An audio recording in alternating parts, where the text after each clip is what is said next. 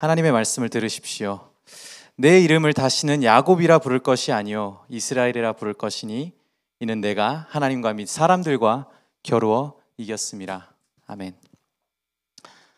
네, 여러분, 제가 이 자리에서 말씀을 전하게 될 거라고는 생각도 못했는데 그것도 생각도 못했고 이렇게 빠르게 물레에서 말씀을 전하게 될 거라고도 생각을 못했어요. 저는 소재야 전도사라고 하고요. 사실 재작년까지 그 신촌 개척하기 전까지 저도 어떻게 보면 물레 소속이었습니다. 청년부 회장도 했었고요. 여러 가지 열심히 또 했던 청년이었습니다. 네.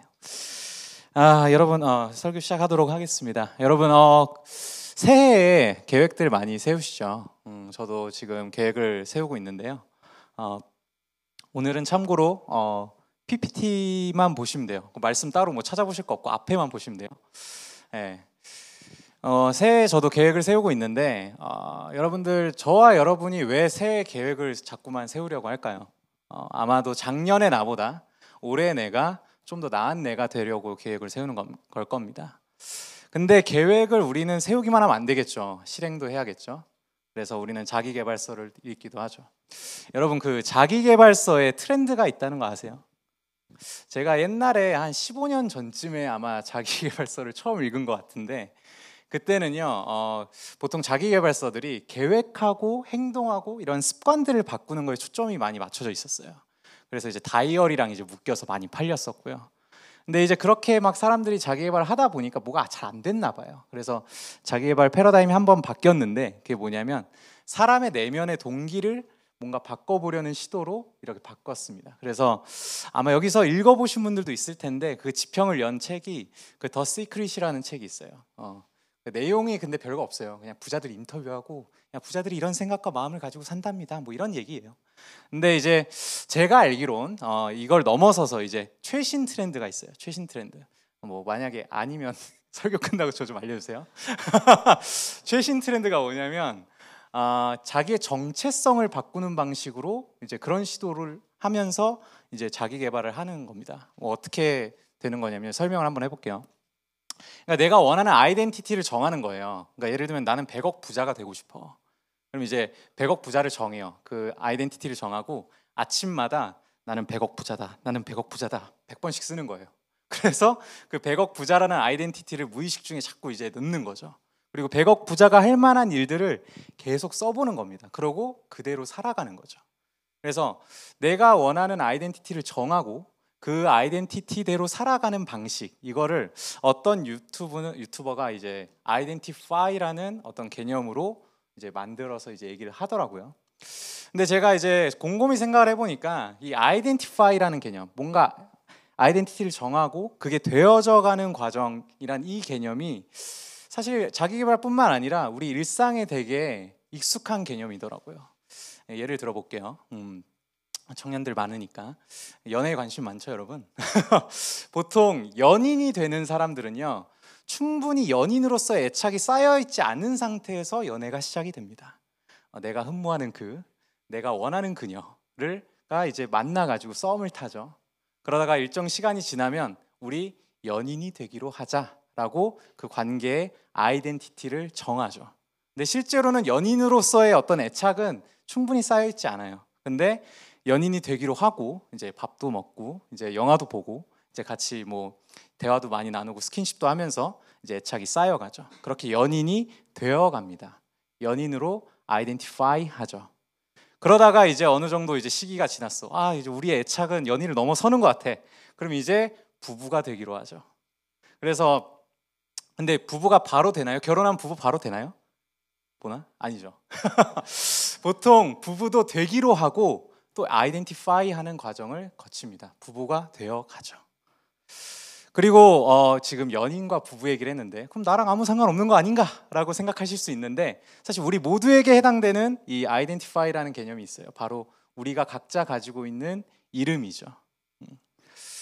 부모님은요, 우리가 태어났을 때 내 자식이 이런 사람이 되었으면 좋겠다, 이렇게 살았으면 좋겠다 생각을 해서 이름을 지어주고 우리는 알게 모르게 그 이름대로 아이덴티파이 해가죠. 그렇다면 우리는요, 왜 이렇게 identify라는 이런 개념들을 삶 속에 계속해서 쓰고 있을까요? 잘 생각해 보면 우리는요, 생각보다 자아가 약해서요, 우리가 원하는 그 아이덴티티를 얻어내는데 능력이 되게 부족하고 약해요. 그래서 이 identify라는 개념을 사용해서 뭔가 되어가는 이 과정을 겪게 되죠. 근데 놀랍게도 여러분, 이 개념이요, 그냥 우리의 일상뿐만 아니라요, 이 개념은 사실 성경에 나와 있는 개념이기도 해요. 그래서 하나님이 우리의 믿음의 많은 선배들에게 이름을 지어주고 그 이름대로 키워가는 역사들이 굉장히 성경에 많이 나와 있습니다. 오늘은요, 야곱이라는 사람이 하나님이 어떻게 이스라엘로 아이덴티파이 하시는지를 좀 살펴보면서요, 우리가 어떻게 하나님이 우리를 인도하시고 우리를 키워가시는지를 좀 살펴보려고 하거든요. 그래서 오늘은 총 3대지로 설교를 진행하려고 합니다. 첫 번째 대지는 야곱의 이름에 어떤 의미가 들어있는가, 그리고 두 번째는 야곱에서 벗어나기 위해서 우리는 어떤 일들을 겪어야 되는가, 그리고 세 번째는 하나님은 어떻게 야곱을 이스라엘로 아이덴티파이 하시는가 좀 살펴보면서 진행하도록 하겠습니다. 먼저 야곱의 이름부터 좀 살펴보도록 할게요. 창세기 25장 25절부터 26절입니다. 우리 같이 한번 읽어볼까요? 시작. 이름을 에서라 하였고 후에 나온 아우는 손으로 에서의 발꿈치를 잡았으므로 이름을 야곱이라 하였으며. 네, 여기 보시면 야곱이란 이름이요, 발꿈치를 잡았대요. 근데 이 발꿈치라는 단어는 히브리어로 아케브라는 단어인데요, 이 아케브라는 단어 안에는 속이다라는 뜻이 숨어 있어요.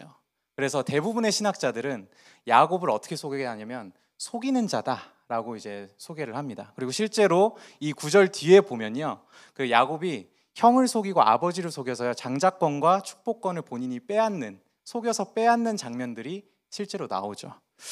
그러면 야곱은 왜 속이는 자가 되었을까요?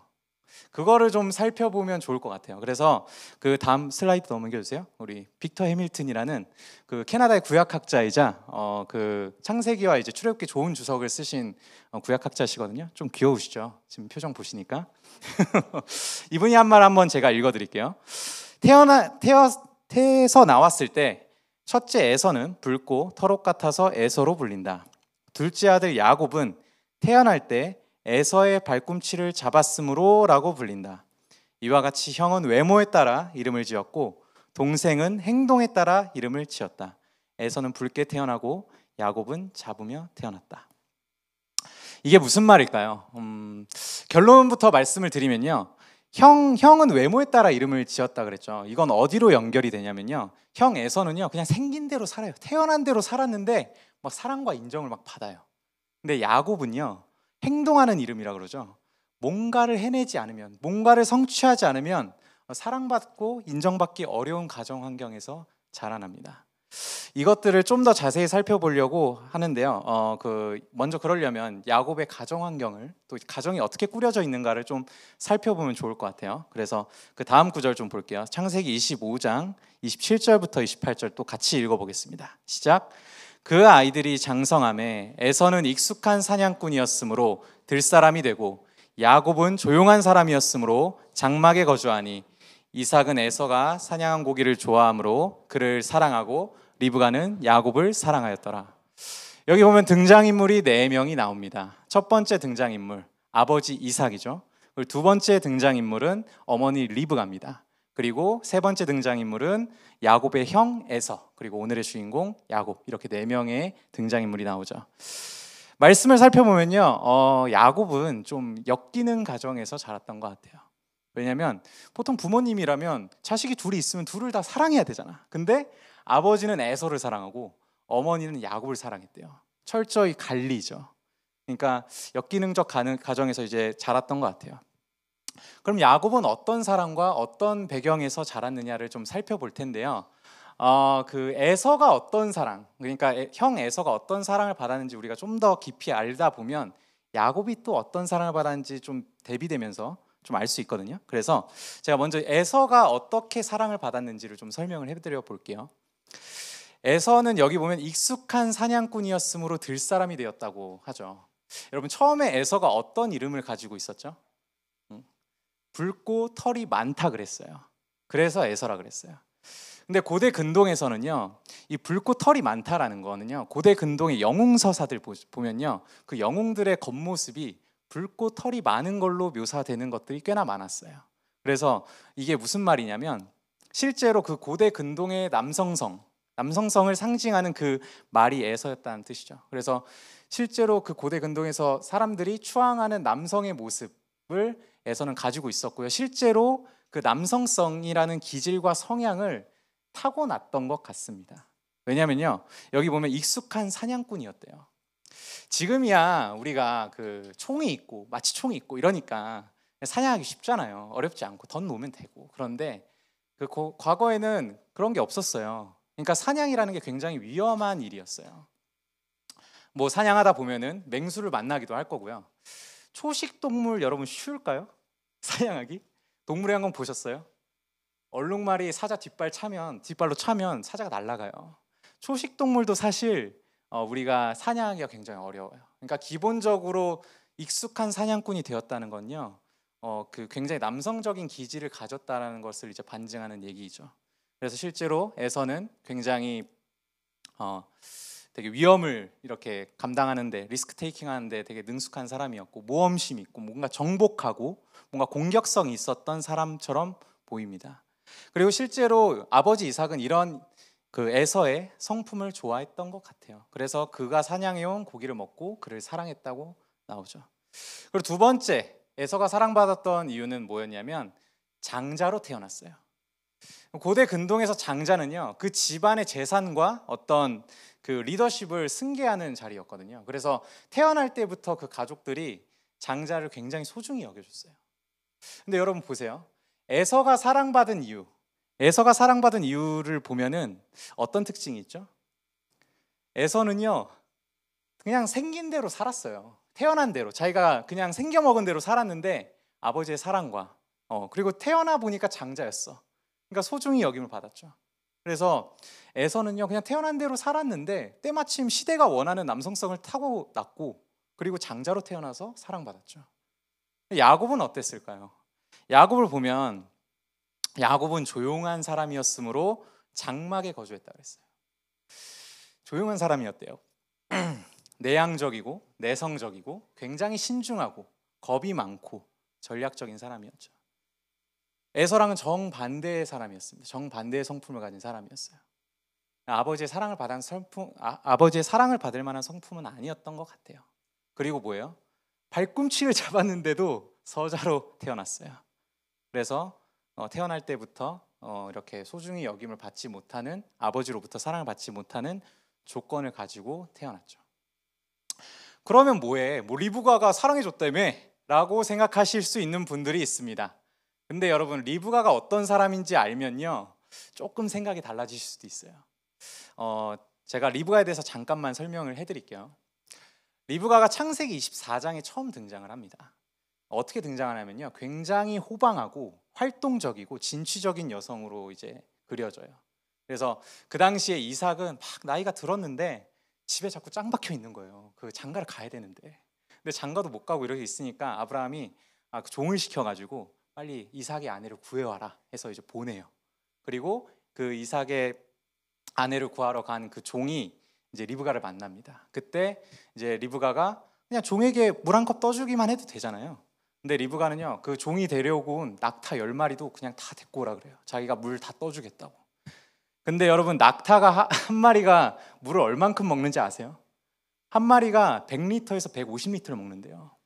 근데 10마리, 그럼 1000리터에서 1500리터를 혼자서 물동이를 쥐고 우물에서 막 퍼서 다 먹여요. 그 정도로 활동적인 사람이죠. 그리고 더 이제 이 성격이 나오는 게 어디냐면, 리브가가 이제 이삭에게 자기가 시집 가겠다고 자기가 선택해서 가요. 생면부지에 한 번도 본 적 없는 이삭에게 시집 가겠다 그래요. 가족들한테 통보하고 다 가족들이 가라 그래요. 그럼 왜 그랬을까요? 그 리브가는 뭐 이유가 있었을 거 아니에요. 이 리브가는 왜 그러면 이삭에게 시집을 오려고 했을까? 라고 했을 때, 그 다음 슬라이드 한번 넘겨주세요. 그 두 말씀 구절이 있는데요, 이 정황을 보면 좀 알 수가 있어요. 보면은 위에 있는 구절은요, 그 하나님이 이삭을 바친 아브라함에게 내린 축복이고요. 밑에 구절은요, 리브가가 이삭에게 시집 가겠다고 했을 때 리브가의 가족들이 리브가에게 해줬던 축복이에요. 어때요? 좀 내용이 비슷하죠. 그렇죠?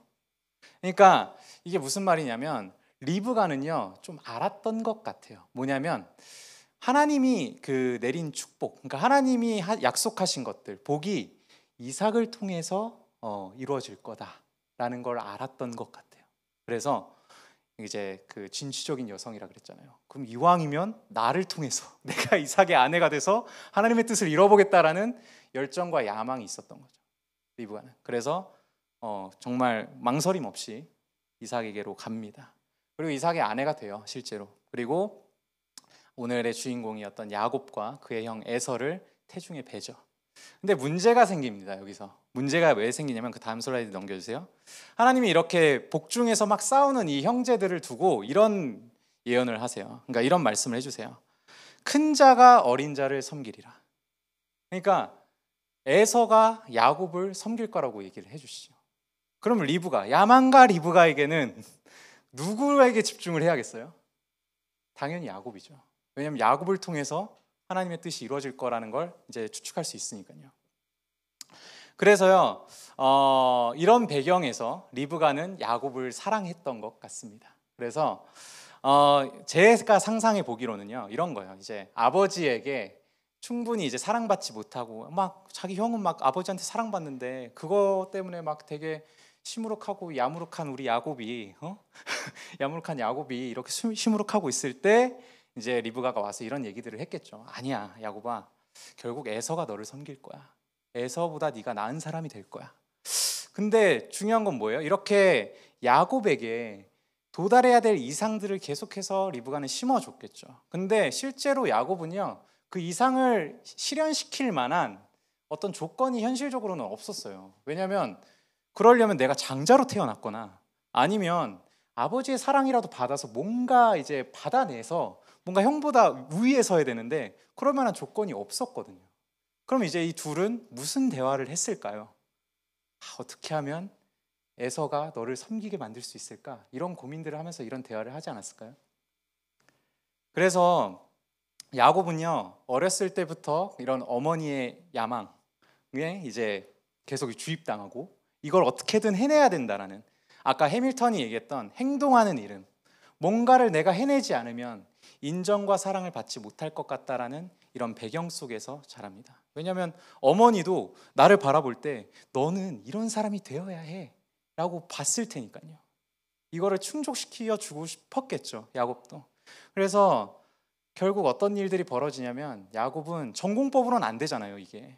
그러니까 이제 속이는 거예요. 형 에서를 속여서 장자권을 뺏고 그다음에 아버지를 에서로 막 분장해가지고 이제 축복을 대신, 형이 받아야 될 축복을 대신 받아버리죠. 일을 저질러 버립니다. 네, 여러분, 제가 여기까지 설명을 드렸는데 여러분들은 어떤 인물에 좀 마음이 가세요? 좀 감정이입이 되시나요? 저는요, 첫째로 태어났거든요. 그리고 여기 저를 아시는 분들은 아시겠지만 저는 에서처럼 털도 많아요. 여름에 보신 분들은 아실 겁니다. 제 다리 털이 상당히 많은데, 그런데도 저는 야곱한테 자꾸 마음이 가요. 그리고 저는 이런 역기능적 가정에서 태어난 것 같지도 않아요. 부모님이 저와 제 동생을 사랑해 주셨고, 그리고 만약에 편애를 받았다면 아마 제가 첫째였기 때문에 더 받았을 거예요. 근데 저는 이제 야곱에게 더 마음이 가는 거죠. 왜 그럴까요, 여러분? 여러분들도 야곱에게 더 마음이 가시지 않습니까? 아마 야곱의 역기능적 이 가정 이야기를 들으면서 벌써 감정이입이 되신 분들도 있겠지만 좋은 가정에서 태어나서 잘 자라신 분들도 야곱을 이해할 수 있어요. 왜냐하면 우리는 가정을 벗어나잖아요. 가족을 벗어나면 우리가 이제 당장 또래 집단, 뭐 학교, 대학교, 뭐 회사, 랩실, 뭐 사업장 이런 데서 굉장히 그 이삭처럼, 아버지 이삭처럼 뭔가 조건을 갖추지 않으면 사랑해주지 않는 환경에서, 그리고 어머니 리브가처럼 너는 그래도 이걸 할 수 있어, 넌 그 조건을 달성할 수 있어 라고 계속 부추기는 사회 속에서 우리는 살아가기 때문에 우리는 야곱을 이해할 수 있습니다. 대표적인 예 한 두 가지만 들어볼게요. 뭐 멀리서 들 필요도 없어요. 우리 가족을 떠나면요, 이제 나의 그녀와 나의 그가 눈에 들어오죠. 처음으로 사랑하는 사람, 좋아하는 사람이 생깁니다. 근데 늘 비극은 뭐예요? 내가 좋아하는 사람은요, 내가 좋아하는 그 사람 나를 별로 좋아하지 않을 때가 많아요. 그런데 우리는 그녀를 여전히 좋아하죠. 그래서 가서 물어봅니다. 내가 뭘 하면 되겠냐? 응? 내가 왜 싫은 거냐? 근데 이제 돌려 얘기를 들어보면 결국 결론이 뭐냐면 네 외모가 마음에 안 들거나 네가 키가 작아서라거나 아니면은 네 성격이 마음에 안 들어 라는 이야기예요. 근데 이거는 우리가 노력해서 바꿀 수 있는 영역이 아니잖아요. 그런데 우리는 포기하지 않습니다. 왜요? 좋아하니까요. 그래서 연애 고수들을 찾아가죠. 연애를 잘한다라는 형, 오빠, 누나, 언니들 찾아가서 조언을 구합니다. 어떻게 하면 저 친구를 만날 수 있을까요? 근데 그들의 조언을 또 자세히 들어보면요, 나로서는 먹히지 않는, 그러니까 내가 뭔가를 또 연기해야 되는 내 모습이 아닌 것들에 대해서 자꾸 조언을 해줘요. 그러면 우리는 어떻게 해요? 그걸 듣고 연기를 하죠. 마치 야곱이 에서처럼 분장해가지고 아버지를 속인 것처럼 그 대상이 가서 이제 아닌 그 조언을 들은 대로 연기를 합니다. 근데 이게 내 옷이 아니잖아요. 원래 내가 아니잖아요. 그러니까 문제가 생기죠. 그래서 잘 안 되기도 하고요. 연기를 너무 잘했어. 그래서 상대방이 속아서 사귀게 됐어. 근데 사귀고 나서 문제가 생기죠. 왜? 그 옷은 내 옷이 아니니까요. 뭐 관계뿐만일까요? 아니에요. 일도 그래요. 일은요, 여러분 우리 모두가 공감할 만한 얘기가 하나가 있는데 바로 영어입니다. 어떤 일을 하든지 영어를 잘하는 사람은 유리하죠. 그리고 할 수 있는 일도 많고 뭐 얻을 수 있는 정보도 되게 다양해져요. 근데 문제는 뭐냐면요, 여러분들 그 영어 유치원 출신들, 아무리 날고 기어도 우리가 영어 유치원 출신들과 어디 살고 왔던 친구들한테는 영어가 안 되거든요. 근데 대한민국은요, 꼭 그 어머니 리브가처럼 아니야, 네가 노력하면 영어 그거 할 수 있어, 야 너도 할 수 있어 라고 얘기하죠. 그러면서 이제 뭐 취업 준비를 하든 뭘 하든 영어라는 스펙이 꼭 들어가잖아요. 근데 결국 뭐예요? 영어를 잘하는 사람 앞에서는 우리는 그 이상을 넘어갈 수가 없는 한계에 늘 부딪히죠. 이렇듯이 우리는요, 야곱과 같은 삶을 삽니다. 뭔가를 해내지 않으면, 뭔가를 우리가 성취해내지 않으면 인정과 사랑을 받지 못하는 환경과 사회 속에서 살아가죠. 우리 안엔 다 야곱이 있어요. 여러분, 이런 야곱이요, 이제 일을 저지르고 나서 이제 에서가 엄청 화가 나요. 내가 너 죽여버리겠다. 내 축복권, 장자권 속에서 뺏은 너 죽여버리겠다. 막 화가 나요. 그래서 이제 진짜 죽일 것 같으니까 야곱이 이제 도망쳐 나옵니다. 어머니의 오빠, 그러니까 외삼촌 라반의 집으로 도망쳐 나오거든요. 에서의 화가 좀 풀리면 다시 돌아올 작정으로 이렇게 나오는데, 이제 그 거리가 한 1000km 정도 됐을 거예요. 1000km 정도 됐는데 한 10분의 1 지점에서 이제 한 베델이라는 지역이 있었어요. 그 지역에서 이제 야곱이 피곤해서 돌베개를 베고 잡니다. 근데 그때 하나님께서 야곱의 꿈에 나타나서 그의 곁에 서서 이런 말씀을 해주시죠.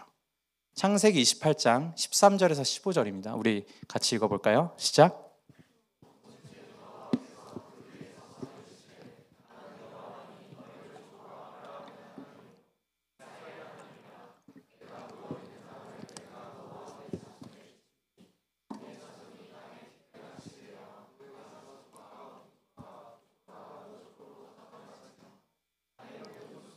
너와 내 자손으로 말미암아 복을 받으리라.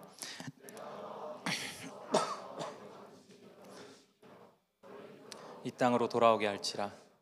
내가 내게 허락한 것을 다 이루기까지 너를 떠나지 아니하리라 하시니라. 네, 야곱은요, 처음으로 그 아버지 이삭과 어머니 리브가가 어렸을 때부터 얘기했던 그 하나님을요, 아마 이때 직접적으로 처음 만났던 것 같아요. 근데 하나님이요, 보시면 아시다시피 굉장히 조건 없이 호의적이고 사랑을 베풀고 계시죠. 내가 너에게 복을 줄 거고, 내가 너와 함께 할 거고, 너를 지키고 이끌어서 너를 떠나지 않을 거다라고 이제 말씀을 하고 계세요. 되게 좋잖아요. 그냥 받아들이면 되잖아요, 여러분. 되게 좋은 말이잖아요. 근데 야곱의 뒤에 반응을 보면요, 이 하나님의 조건 없는 사랑과 호의를요 온전히 받아들이지 못하는 것처럼 보여요. 왜냐면요, 이렇게 반응하거든요. 야곱은요, 하나님, 만약에 당신이 말씀하신 대로 내가 라반의 집에 무사히 갔다가 아버지의 집으로 무사히 돌아오게 되면 그때 나의 하나님으로 모시겠습니다. 조건부를 달죠. 야곱은 왜 이렇게 하나님의 조건 없는 호의와 사랑을 받으면 되는데 왜 의심했을까요? 왜 받아들이지 못했을까요? 아마 두 가지 정도의 이유가 있었을 거예요. 첫 번째 이유는 뭐냐면요, 야곱은 이런 축복을 사실 너무 받고 싶었어요. 근데 자기가 이 축복을 받을 만한 자격이 안 된다는 것도 알고 있었을 거예요. 왜요? 자기는 서자로 태어났고요, 이 받았어야 될 이 축복을 사실은 형이 받았어야 될 축복이었다는 걸 모르지 않았을 거예요. 그래서 죄책감이 있었겠죠. 나는 사실 자격이 안 되는데 이렇게 받아도 되나? 의심했겠죠. 두 번째 이유가 또 있어요. 야곱의 이름이죠. 야곱의 이름이 뭐라 그랬어요? 뭔가를 해내지 않으면, 내가 뭔가를 성취하지 않으면 내가 인정과 사랑을 받지 못할 것 같다 라는 그 움직임으로 내면이 움직이던 사람이었어요, 야곱이. 그러니까 조건 없는 호의와 사랑이 되게 낯선 거예요, 야곱한테는. 이게 경계할 만큼, 이래도 되는 거야? 이걸 믿을 수 있는 거야? 의심하는 거죠. 여기 혹시 기독교 신앙이 아직 없으시거나 아니면 기독교 신앙을 이제 알아가시는 분들이 계실 수도 있을 것 같아요. 근데 저는 여러분들의 그 의심들, 경계들을 이해합니다. 우리들도 이해할 수 있어요. 왜요? 우리는 보통 야곱처럼 살거든요. 우리는 늘 뭔가를 해내야만 하는 삶을 살아내거든요. 근데 주일에 오고 이렇게 말씀 듣는 자리에 오면요, 하나님이 너를 조건 없이 사랑해 주셔, 그리스도께로 오십시오, 그리스도께로 오면 여러분들을 조건 없이 받아주십니다, 이런 말들을 막 듣죠. 근데 이거는 우리에게 익숙한 개념이 아니에요. 우리의 삶에서요. 근데 사람은요, 익숙한 개념은 금방 받아들이는데요, 나에게 낯선 개념은요 되게 의심하고 경계하게 돼 있어요. 그게 자연스러운 반응이에요. 야곱은 자연스럽게 반응한 거죠. 기독교인이라고 뭐 다를까요? 아닐 거예요. 만약에 내가 가지고 있는 믿음 이상의 어떤 일들이 막 현실에서 벌어지고 있어. 그럴 때면 하나님을 믿기가 되게 어려워지죠. 하나님 정말 나한테 이렇게 약속하신 대로 이루어 주실까? 의심하죠. 경계하죠. 우리 모두 사실은 야곱처럼 이런 모습들이 있습니다. 사실은 우리 안에는 야곱이 있어요. 근데 하나님은요, 이 야곱을 꾸짖거나 나무라지 않으세요. 그러고 이제 야곱을 이 약속하신 대로 이제 이끌어 가시죠. 두 번째 대지로 넘어갈게요. 두 번째 대지, 야곱이 야곱에서 벗어나기 위해서 어떤 일들을 겪었어야 했는지 말씀드리도록 하겠습니다. 하나님은요, 그 약속하신 대로 야곱이 라반의 집으로 가기까지 지켜주십니다. 그래서 무사히 라반의 집으로 도착해요, 야곱이요. 근데 거기서 20년이나 있어요. 20년이나 있는데 그 20년 동안에 어떤 일이 있었는지를 야곱이 라반의 집에서 20년 뒤에 나올 때 막 라반한테 울분에 찬 목소리로 막 얘기했던 내용이 있거든요. 그걸 살펴보면서 좀 보도록 할게요. 창세기 31장 38절에서 41절입니다. 이거는 제가 읽어드리면서 설명을 드릴게요. 내가 20년을 외삼촌 라반이에요. 외삼촌과 함께 하였거니와 외삼촌의 암양들이나 암염소들이 낙태하지 아니하였고 라고 나와 있죠. 야곱은요, 아까 집에 있었다 그랬잖아요. 그러니까 형은요 막 사냥을 좋아하는 사람이었고 야곱이 집에 있었어요. 야곱이 집에서 뭐 했겠어요? 목축을 했겠죠. 그래서 목축의 달인이었어요. 그래서 그 야곱이 20년 동안 암양이나 암염소를 이렇게 다뤘을 때 낙태하지 않았던 거죠. 그리고 또 외삼촌의 양떼의 순양을 내가 먹지 아니하였으며, 야곱은 한 번도 배임과 횡령을 해본 적이 없습니다. 그리고요, 물려찢긴 것은 내가 외삼촌에게로 가져가지 아니하고 낮에 도둑을 맞았든지 밤에 도둑을 맞았든지 외삼촌이 그것을 내 손에서 찾았으므로 내가 스스로 그것을 보충하였으며. 이게 무슨 말이냐면요, 고대 근동에서는요, 아무리 목동들이 잘 목축을 해도 그 맹수들이 와서 그 가축들을 물어가는 경우가 있을 거 아니에요. 근데 그런 거에 대해서 목동들한테 책임을 전가하지 않았어요. 왜냐면 이건 자연재해거든. 근데 삼촌 라반은 어때요? 이런 것까지도 네가 채워 넣어라 라고 얘기한 거예요. 근데 놀랍게도 또 야곱은 이걸 채워 넣습니다. 그리고 내가 이와 같이 낮에는 더위와 밤에는 추위를 무릅쓰고 눈붙일 겨를도 없이 지냈나이다. 맨날 야근해요. 주말이 없어요. 월화수목 금금금이에요. 근데 근무 여건도 최악이에요. 너무 더워, 너무 추워. 그렇게 일을 했던 거죠. 내가 외삼촌의 집에 있는 이 20년 동안 외삼촌의 두 딸을 위하여 14년, 외삼촌의 양떼를 위하여 6년을 외삼촌에게 봉사하였거니와 외삼촌께서 내 품삯을 10번이나 바꾸셨으며. 아니 그러면 보상이라도 잘해줘야 될 거 아니에요. 근데 여기 보면 20년 동안 품삯을 10번 바꿨대요. 근데 이거 자세히 보면요, 실제로 6년 동안 10번 바꾼 거예요. 한참 일할 때는 내가 연말에 괜찮으면 성과급 줄게, 내년에 연봉 20% 올려줄게 라고 하고 막 굴리다가 이제 연말 돼서는 회사 사정 알잖아, 성과급은 무슨, 지금 연봉 동결해야 될 것 같아, 삭감해야 될 것 같아, 뭐 이런 얘기를 이제 하는 거죠. 열이 받아요, 안 받아요? 그 생활을 20년 동안 한 겁니다. 그리고 우리 아버지 하나님, 아브라함의 하나님, 곧 이삭이 경외하는 이가 나와 함께 계시지 아니하였더라면 외삼촌께서 이제 나를 빈손으로 돌려보냈었으리이다. 심지어 퇴직하겠다는데 퇴직금도 안 주겠다는 거예요. 완전 악덕고용주죠, 라반. 그렇죠? 야곱은요, 이런 악덕고용주 밑에서 20년을 버팁니다. 근데 여러분 좀 미련하지 않나요? 그냥 이렇게 능력 있고 할만하면 이직을 하면 되고 아니면 내 사업장을 차리면 되잖아요. 근데 왜 야곱은 20년을 버텼을까요? 이 악덕고용주 밑에서. 이유가 있었어요. 두 가지 이유가 있었어요. 첫 번째 이유는 뭐였냐면요, 어쩔 수 없는 정황에 묶여 있었어요. 이 정황들을 제가 잠깐 설명드릴게요. 첫 번째 정황은 뭐였냐면요, 야곱은 빈털터리였어요. 왜냐하면 에서가 화가 그치면 금방 집으로 돌아갈 줄 알았어요. 그래서 빈털터리로 나왔어요. 그래서 뭐 가진 게 없으니까 삼촌네 집에서 일단 지내야겠고, 그럼 일을 했어야겠죠. 그래서 일을 막 열심히 했어요. 근데 두 번째, 일을 하다가 사랑하는 여인을 만나버려요. 내가 꿈꾸던 이상형 라헬을 만납니다. 근데 하필이면 그 라헬이 그 삼촌의 둘째 딸이에요. 근데 고대 근동에서는요, 그 여자를 자기의 아내로 삼으려면 그 아버지한테 결혼 지참금을 지불해야 됐어요. 근데 빈털터리로 왔다 그랬잖아요. 그러니까 야곱이 할 수 있는 건 뭐예요? 몸으로 때우겠습니다. 제가 7년 봉사하겠습니다. 라헬을 위해서 7년 봉사할게요 라고 하고 이제 얘기를 한 거죠. 근데 이제 7년 동안 막 일을 했어요. 막 일을 했는데 삼촌 라반이 보기에 야곱이 일을 너무 잘하는 거야. 그래서 얘가 막 내 양들, 염소들을 막 데리고 하니까 막 내 재산이 불어나.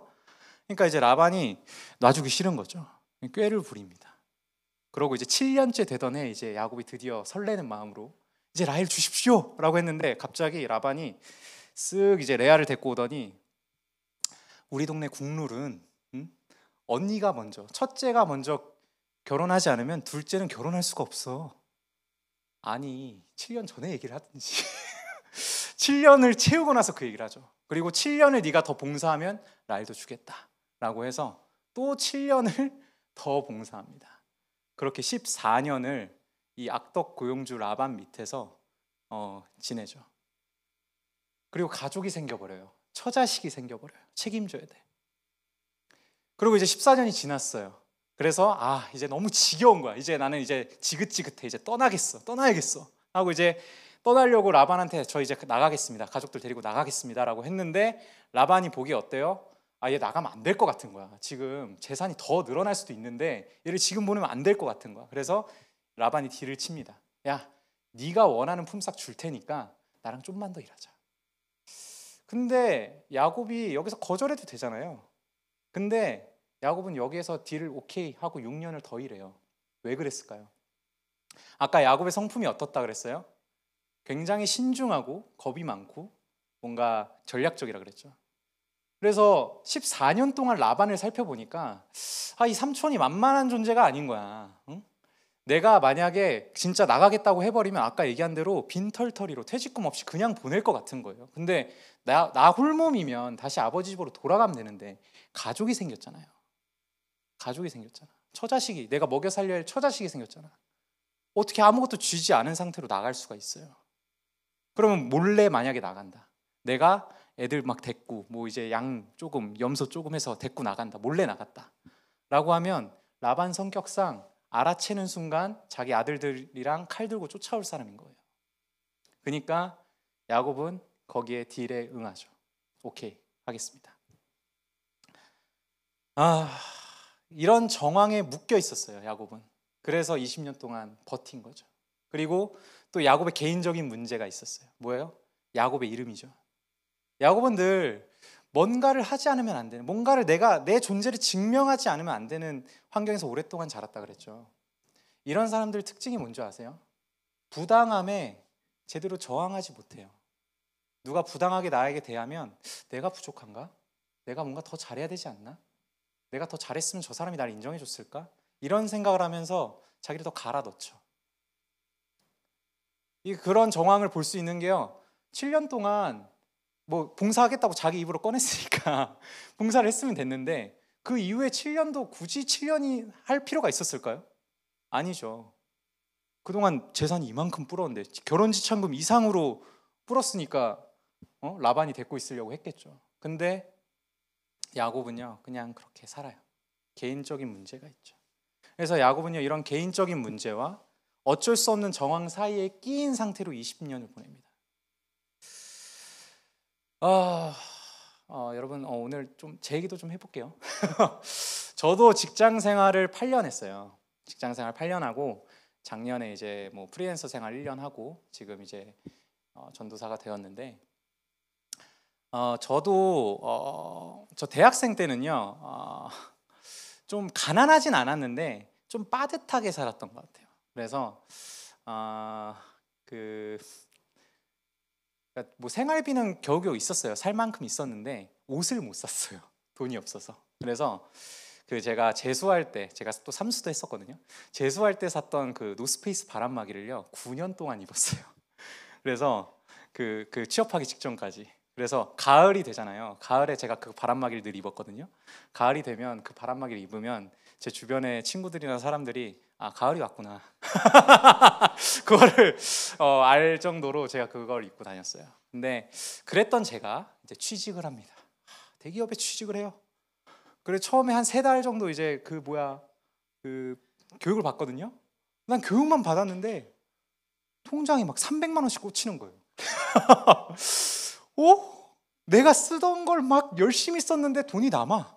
이상해. 처음 경험해보는 경험을 합니다. 아주 달았어요. 월급이 너무너무 달았죠. 그렇게 3달을 보내고 실무로 투입이 됐어요. 근데 실무 투입되면 그 사수가 생기잖아요. 제 일을 가르쳐줘야 되니까.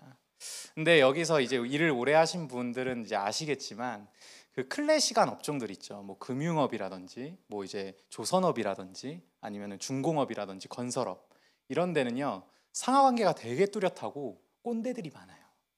근데 제가 다녔던 회사가 처음에는 건설사로 시작을 했었어요. 그래서 문화가 굉장히 수직적이었어요.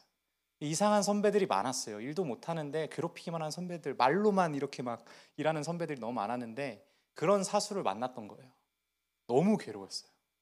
막 이렇게 괴롭힘을 당하고 있는데 옆에 이제 나보다는 조금 이제 일찍 들어온 선배가 딱 오더니 야, 너 아직 늦지 않았어.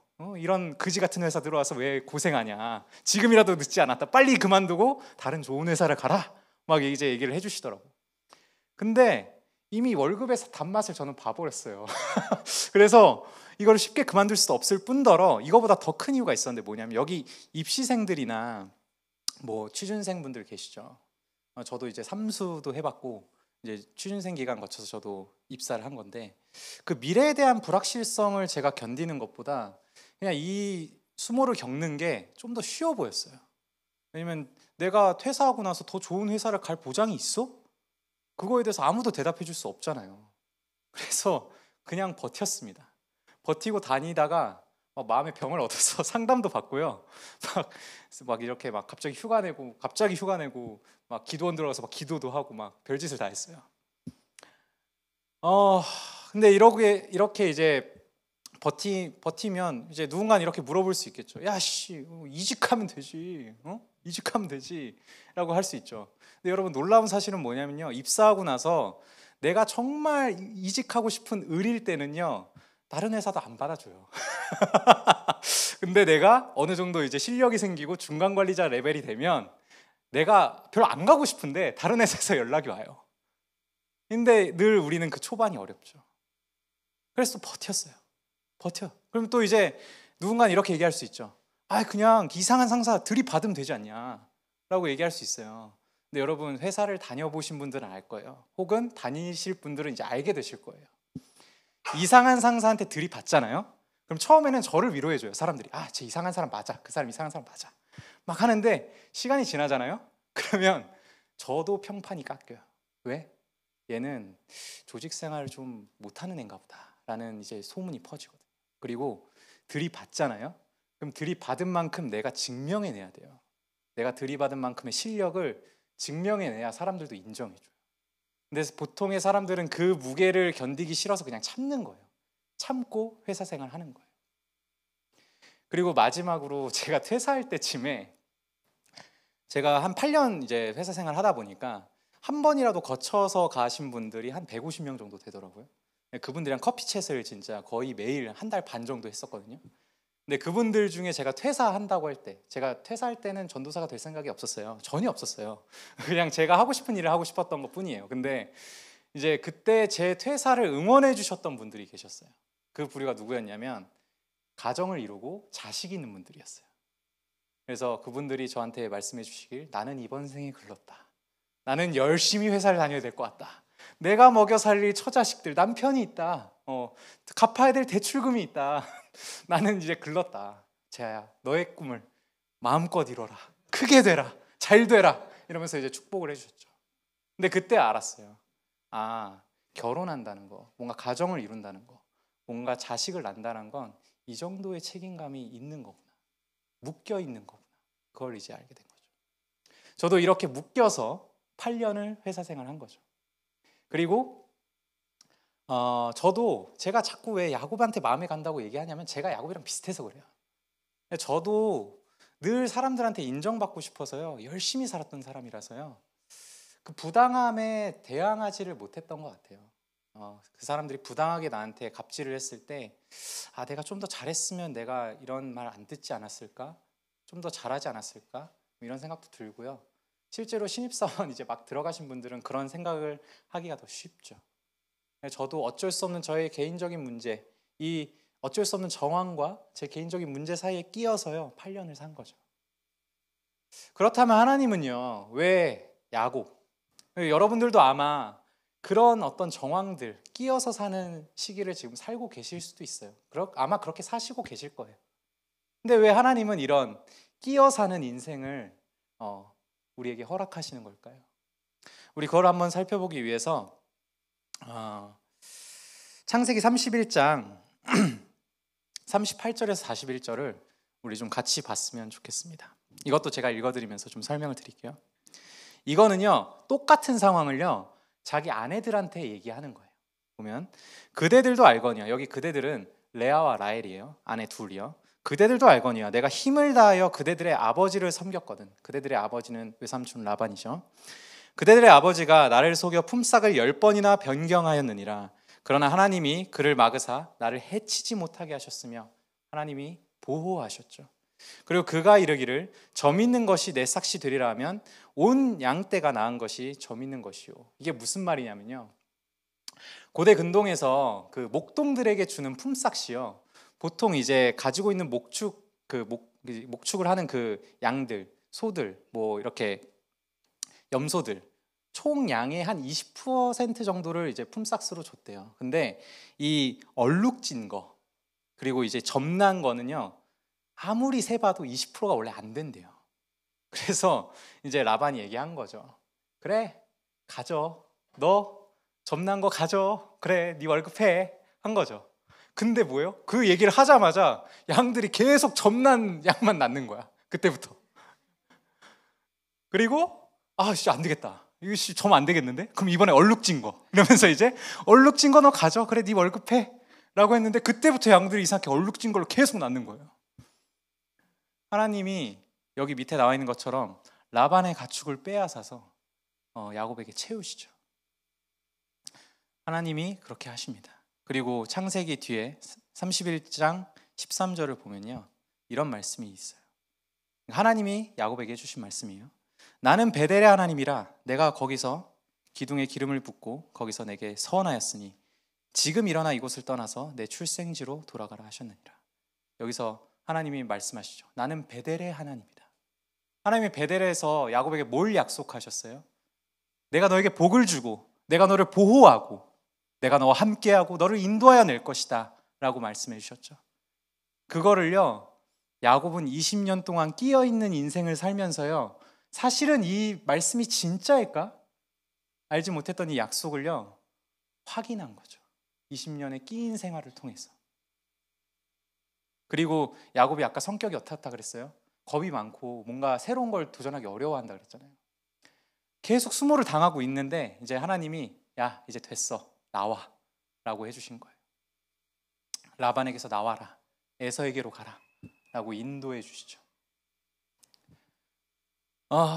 여러분, 저도 그랬던 것 같아요. 그 회사 다니면서 되게 많은 일들을 겪었어요. 많은 진짜 수모와 많은 이제 그 착취를 당했죠. 8년 동안. 그런데요, 제가 그 속에서 배운 게 있어요. 정말 하나님이 나를 보호하시는구나. 하나님이 나와 정말 함께 하시는구나. 하나님이 정말 나를 인도하시는구나 라는 걸 알게 됐어요. 그 대표적인 예가 뭐냐면 저의 퇴사예요.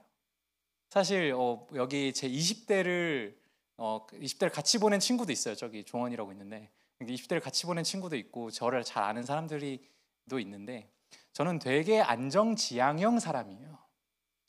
모험지향적이지 않아요. 저는 에서랑 전혀 결이 다른 사람인데 대기업을 퇴사한다? 이거는 저를 아는 사람들한테는 되게 놀라운 일이었어요. 왜냐하면 대기업이 주는 뭐 타이틀도 있고 안정감도 있고 뭐 경제적인 부분도 있고 뭐 사실 사람들한테 저를 소개할 때 저 그냥 어디 회사 다녀요 라고 하면 더 이상 저를 소개할 필요가 없잖아요. 그런 것들을 이제 가지고 있는 상태에서 이걸 버린다? 아마 저를 알았던 사람들은 되게 놀랬던 것 같아요. 너한테 도대체 무슨 일이 있었던 거냐. 근데 제가 그것을 포기할 수 있었던 이유 중 가장 큰 이유 중 하나는 뭐였냐면 제가 8년간의 그 끼인 생활을 하면서 하나님이 정말 나를 인도하시는 분, 함께 하시는 분, 보호하시는 분, 내게 복을 주셔서 내가 어딜 가나 뭐 굶거나 내가 완전 넘어지지 않겠다.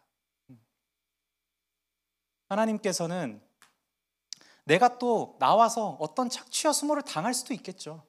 다른 종류의. 근데 그 상황에서도 나를 또 건져내시겠구나 라는 걸 그 8년의 끼인 생활을 통해서 조금은 알았던 것 같아요.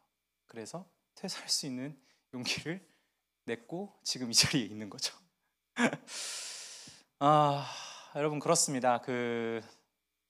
우리 각자의 삶에서 아마 끼어있는 삶을 살고 계실 거예요. 근데 그건 이유가 있어요. 왜냐면요, 여러분, 이게 좀 가혹한 얘기로 들릴 수 있어요. 그리고 저도 되도록이면 저희가 그런 걸 안 겪었으면 좋겠어요. 왜냐면 그게 얼마나 고통스러운지 전 알거든요. 겪어봐서 저도 알거든요. 근데요, 정말 안타깝게도 저도 지나고 보니까 알게 되는 게 뭐냐면요, 우리가 빈털터리가 돼보지 않으면 하나님이 너에게 복을 주겠다라는 말이 무슨 말인지 잘 몰라요. 야곱이요, 이삭과 리브가 그 부유한 집에 계속 있었다면 하나님이 복을 주겠다는 말이 무슨 말인지 몰랐을 거예요. 그냥 계속 어떻게 하면 내가 에서 위로 갈까 이런 생각만 하고 있었겠죠. 그리고요, 우리가 위기의 순간을 맞이하지 않으면요, 하나님이 나를 보호하신다라는 거를 몰라요. 그게 무슨 말인지 모르게 돼요. 그리고 우린 그걸 너무 원하죠. 하나님, 우리 제발 헷갈리지 않게, 이 자매입니까? 이 형제입니까? 이 직장입니까? 내 자식은 잘 클 겁니까? 그렇게 안전하게 하나님이 그냥 내가 딱 그냥 한 길만 갔으면 좋겠죠. 내가 혼란스럽지 않게 내가 정말 그렇게 안전한 길만 나에게 인도해 주셨으면 좋겠죠. 근데 우리가 맞닥뜨리는 현실은 뭐예요? 굉장히 혼란스럽죠. 이게 정말 최선의 선택일까? 이게 정말 나에게 정말 좋은 선택일까? 모르는 상태에서 우리는 늘 헤매면서 길을 찾아가죠. 근데 그런 과정을 겪지 않으면요, 하나님이 나의 인도자가 되신다라는 걸요 알지 못해요. 결국 하나님은 모든 것을 합력해서 선을 이루시는 나의 가장 선한 인도자라는 걸요 모르게 되죠. 그리고 마지막으로 우리 각자가 느끼는 고통이 있어요. 나만 아는 고통. 아무리 내가 사랑하고 나를 사랑해주는 사람도 모르는 나만의 고통이 있죠. 근데 왜 하나님은 그런 고통 가운데 때로는 우리를 내버려 두실까요? 그런 경험들을 왜 하게 하실까요? 우리는 그런 순간들을 겪어야만 하나님이 나와 함께 하신다라는 진정한 의미를 깨달을 수 있게 돼요. 왜요? 하나님은 정말 우리를 아시거든요. 우리는 이처럼 야곱이 겪었던 이 20년간 끼어있던 삶을 우리도 겪으면서요 하나님을 알아가는 거예요. 베델의 하나님을 야곱이 알았던 것처럼 우리도 알아갑니다. 세 번째 대지 넘어가도록 하겠습니다. 야곱이 이스라엘로 어떻게 자라가는지 이제 보도록 할게요. 지금부터는 PPT가 없습니다, 여러분. 이제는 저를 봐주시면 됩니다. 저를 봐주시면 됩니다. 야곱이요 이제 라반이랑 결판을 내고 이제 나옵니다. 하나님이 나오라고 한 대로 나와요. 그리고 이제 에서에게로 가죠. 가족과 이 소유들을 끌고 나옵니다. 근데 야곱 입장에서 에서의 마지막 그 표정은 뭐였을까요? 에서가 너 죽여버리겠다라고 했던 그 표정이 아니었을까요? 그래서 겁 많은 야곱은요 또 막 두려워해요. 그래서 막 이제 두려운 나머지 자기 이제 종들을 시켜서 야 정찰 좀 하고 와봐. 그리고 이제 보내니까 저기 에서로 보이는 사람이랑 한 400명이 왔다 갔다 하고 있습니다. 막 이런 얘기를 해. 나 진짜 죽으려나? 날 죽이려나? 막 이런 생각이 드는 거죠. 근데 그때 야곱이 두 가지 반응을 합니다. 첫 번째 반응은 뭐냐면요, 야곱이 드디어 기도를 해요. 처음으로 야곱이 스스로 기도를 하기 시작해요. 그래서 야곱이 정말 신실하게 하나님 앞에 그 20년간의 삶을 감사함으로 기도하고요, 그 다음에 자기의 두려움과 답답한 마음을 하나님 앞에 기도하기 시작합니다. 그 장면들을 나중에 한번 찾아보세요. 정말 신실하게 기도하고 저도 읽다가 되게 감동적이었어요. 그 기도의 내용들이. 그렇게 기도하고 나서요 야곱이 또 뭘 하냐면요, 또 그냥 야곱합니다. 뭘 하냐면요, 이제 전략가잖아요. 그러니까 자기 떼를요 두 떼로 나눠요. 그리고 이제 한 떼를 보내고 이제 다른 떼를 보내는 거지. 그래서 한 떼가 공격을 받으면 한 떼는 피하세요. 약간 이렇게 두 떼로 나누고요. 그리고 혹시나 에서가 뇌물을 받으면 마음이 좀 풀릴까 해서 이제 뇌물을 보냅니다. 근데 이 뇌물을 보낸 가축의 수가요 590마리였어요. 근데 이 중에 새끼를 뵐 수 있는, 그러니까 진짜 알짜배기 암컷만 490마리. 근데 이게 뇌물로 보낸 양만 그래요. 자기 소유를 제외하고. 그러니까 하나님이 야곱에게 어떤 복을 주셨는지 우리가 좀 미루어 짐작해서 알 수 있죠. 근데 그걸 차치하고 나서, 그렇게 뇌물을 보내고 나서 이제 가족들을 보내요. 그러고 이제 있는 거죠. 그러니까 야곱이 야곱한 거예요. 기도도 하고 야곱질도 하고. 근데 여러분, 우리랑 좀 비슷하지 않나요? 그렇죠? 우리도 막 주일에 주님이 나의 보호자십니다. 주님이 나의 인도자십니다. 주님이 내게 은혜를 베푸셔서 제가 이 자리에 있습니다 라고 하지만 주중에는 그냥 또 우리 마음대로 그냥 흘러가는 대로 살 때가 많잖아요. 그렇죠? 드디어 야곱이 우리 수준으로 올라왔어요. 드디어 맨날 자기 것만 야곱질만 하던 애들이 이제 드디어 우리 생각보다 수준이 높습니다. 야곱보다 높았어요 그동안. 근데 야곱이 우리 수준으로 올라오죠.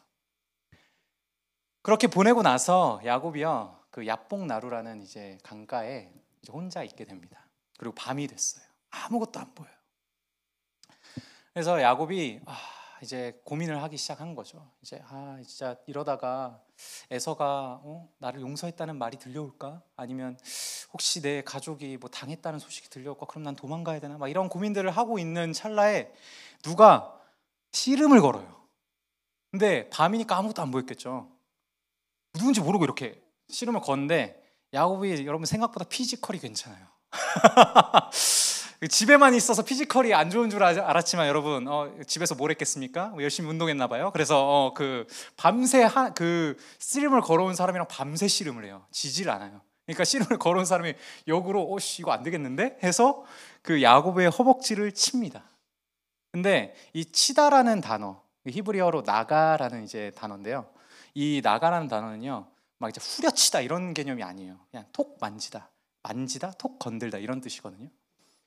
그러니까 야곱은 기본적으로 자기가 하나 되는 사람이에요. 자기 피지컬도 알았겠죠. 그러니까 이제 씨름을 계속 하고 있는데 이 사람이 툭 건드렸어. 근데 이거 건드는 거고 뭐 그냥 하면 되지 이렇게 생각을 했는데 갑자기 자기 자세가 무너지는 거야.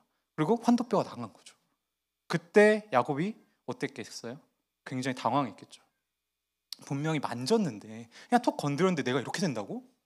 근데 그때 아마 야곱은 알았을 겁니다. 범인이 아니다. 보통 사람이 아니다. 혹시 하나님이신가? 그래서 야곱은 주저앉은 채로 그 사람의 바짓가랭이를 붙잡고 나를 축복하지 않으면 나를 절대 보내지 않겠다고 얘기해요. 아마 야곱은요 이런 생각을 했을 거예요. 내게 당신이 가지고 있는 그 능력과 힘을 주십시오. 왜요? 지금 에서가 나를 죽일지도 모르니까 톡 건들면 와르르 무너지게 하는 그 힘, 그 능력을 내게 주십시오. 나를 축복하십시오. 라면서 붙든 걸 수도 있겠죠. 근데요, 여기서 하나님은요, 되게 이상한 질문을 하십니다. 어떤 질문을 하시냐면요, 내 이름이 무엇이냐? 라고 물어보세요. 여러분, 이 질문에는 어떤 내용이 들어있을까요? 여러분, 이름이 뭐라 그랬죠? 이름은요, 정체성을 담고 있어요. 하나님 이렇게 물어보신 거예요. 너는 어떤 이름으로 살았니? 넌 어떤 정체성으로 살았니? 넌 어떻게 살아왔니? 라고 물어보신 거죠.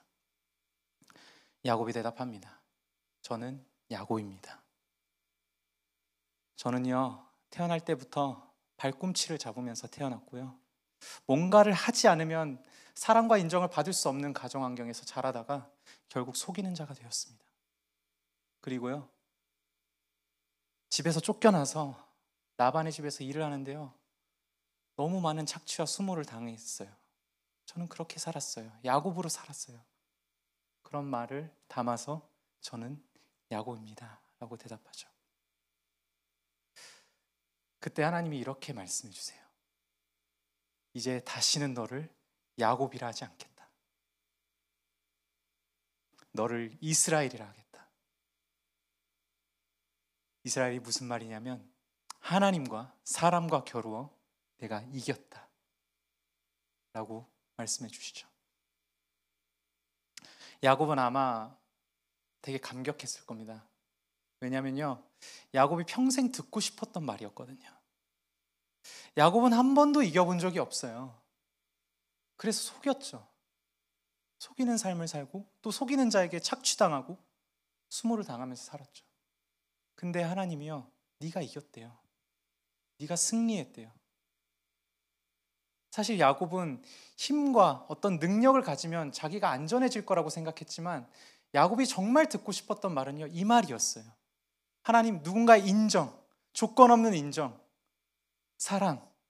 근데 하나님은 그거를 이스라엘이라는 이름으로 말씀해 주시죠.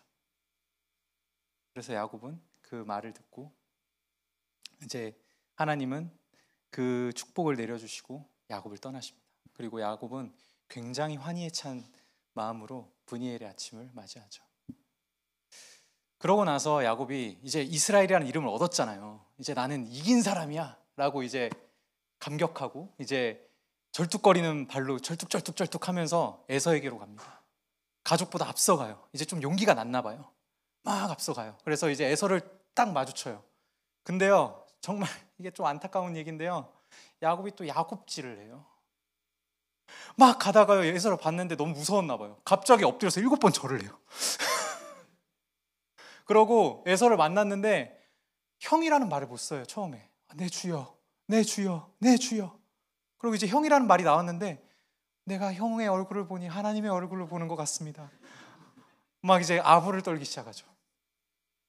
방금 이스라엘이라는 말, 그 말에 감격하고 그 말에 정말 위로받고 막 용기가 나서 이렇게 왔다가 또 야곱질하죠. 야곱이 살아왔던 관성대로 또 나와버려요. 근데 그때 에서가 어떻게 야곱을 반기시지 아세요, 여러분?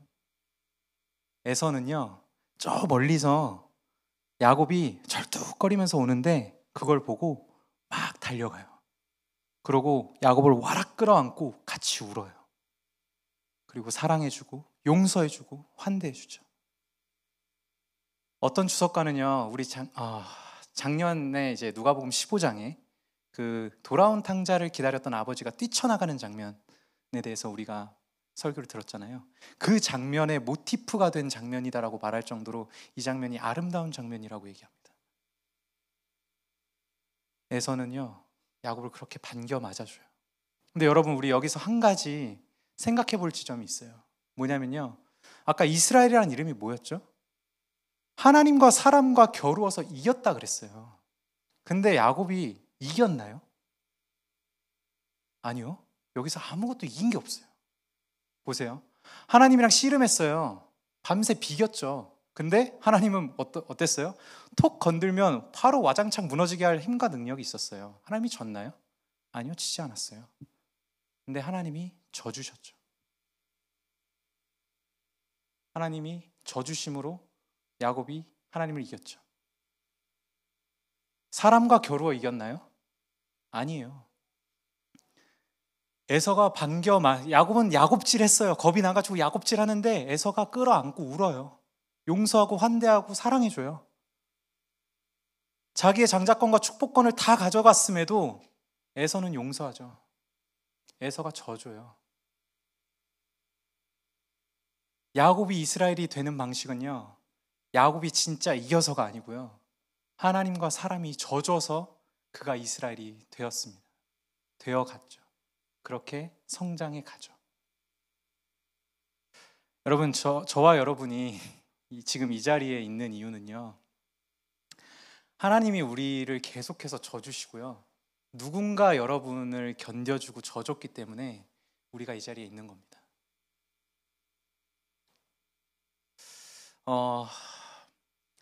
그래서 이제 제가 적용을 조심스럽게 해보려고 하는데요. 여러분, 우리는 이스라엘이 되는 과정 속에서 이렇게 누군가 져주고, 누군가 나를 견뎌주고, 누군가 나를 사랑해주고 해줬기 때문에 이 자리에 있는 건데요. 작년에 우리가 올해 새해 계획을 짜면서 내가 작년보다 더 나은 내가 될 거야 라고 할 수 있는 이유도요, 작년에 누군가가 나를 져줘서, 나를 견뎌줘서, 나와 함께 해줘서 이거든요. 그리고 하나님도요, 우리에게 져주셨기 때문에 우리가 또 올해라는 세컨 찬스를 얻은 거죠. 여러분, 작년에 혹시 감사 인사를 전하지 못한 사람이 있으면 한번 잘 생각해 보시고, 나를 제일 많이 견뎌준 사람, 나에게 제일 많이 져준 사람 한번 생각해 보시고요, 새해 복 많이 받으세요를 빙자해서 감사 인사를 한번 건네보셨으면 좋겠습니다. 그리고 하나님께도 감사 기도를 드려보셨으면 좋겠어요. 그리고 두 번째 적용이 하나 더 있는데요, 여러분, 2025년에 새해 계획을 짜실 때요, 나는 올해 누구에게 져줄 것인가를 한번 생각해 보셨으면 좋겠어요. 구체적인 제가 적용점을 또 말씀드릴 수 있을 것 같아요. 제가 물레에 그 유초등부랑 청소년부가 그 봉사자 많이 부족하대요, 선생님들이. 제가 신촌인데 이것까지 알고 있어요. 근데 여러분, 제가 또 이런 말하면 좀 부끄럽지만 심리학 인플루언서로 제가 작년 한 해를 살았거든요. 그래서 그런 워크숍도 하고 되게 심리학 공부도 많이 했었어요. 근데 거기서 여러분, 져줬을 때 가장 많이 뭔가 인풋 대비 아웃풋이 좋은 나이대가요, 진짜 청소년기랑 유초등부 그때예요. 그 아이들에게 우리가 져주잖아요. 그럼 그 아이들이 져준 만큼 더 건강하게 자랄 수 있어요. 그래서 여러분들이 만약에 가능하시면, 물론 각자의 은사대로 각자가 불편함을 느끼는 그 지점을 봉사하시면 됩니다. 근데 혹시나 내가 어디에 봉사해야 될지 모르겠다 하면 그 유초등부와 이제 그 청소년부를 한번 문을 두드려보면 좋을 것 같습니다. 네. 하나님은요 이렇게 야곱을요 이스라엘로 아이덴티파이 하셨습니다. 이스라엘로 키우셨죠. 근데 여기서 우리가 한 가지 묵상해 봐야 될 지점이 있습니다.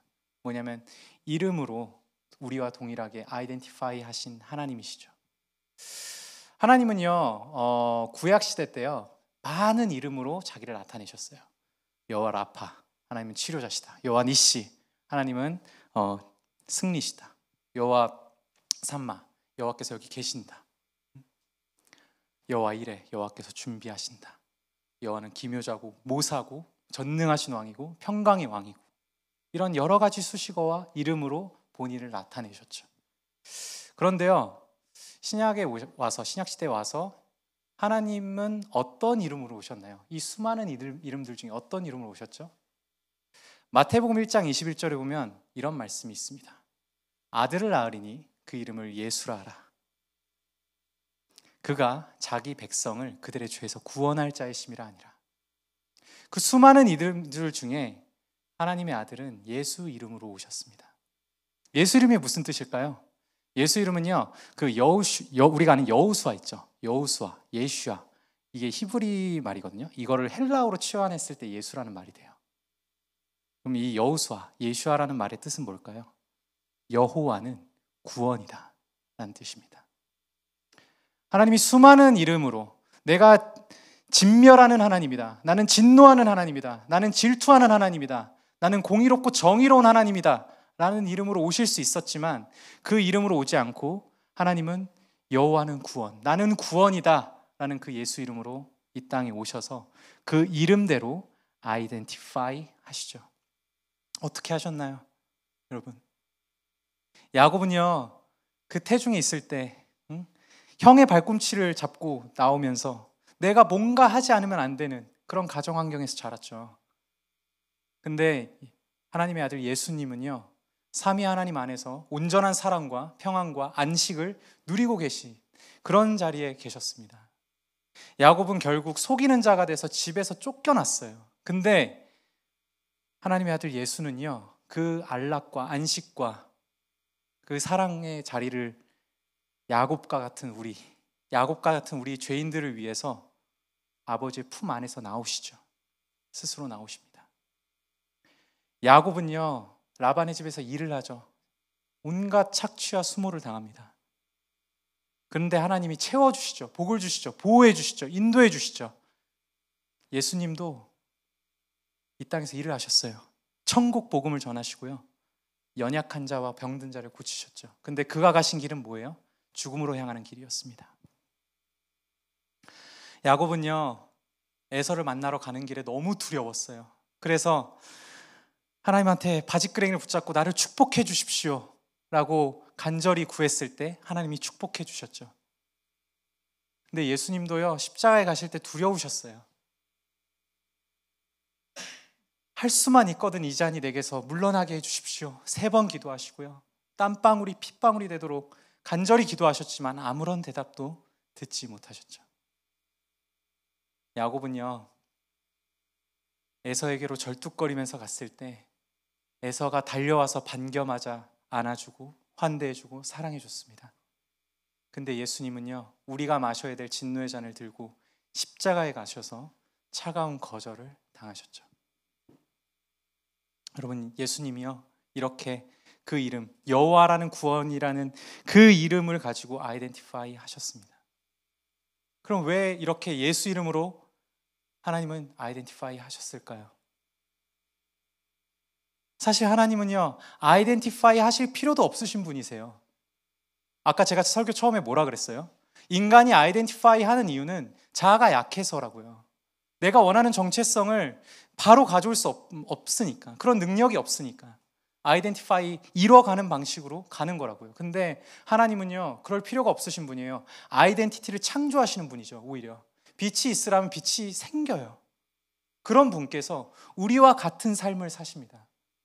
우리와 같은 방식으로 아이덴티파이 하십니다. 그 이유가 뭘까요? 이것도 마태복음 1장 23절에 나와 있습니다.